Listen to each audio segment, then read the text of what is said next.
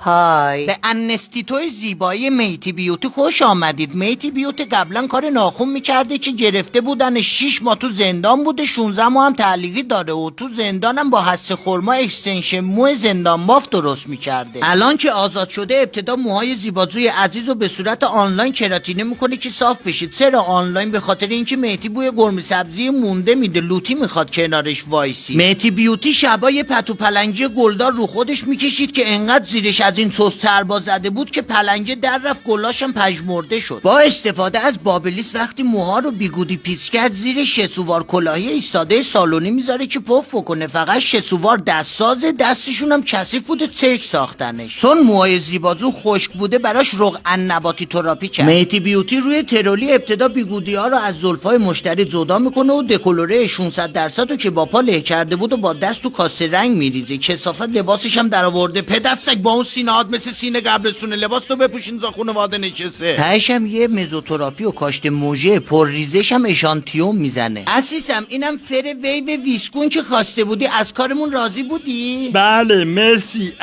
یا موسی بن جعفر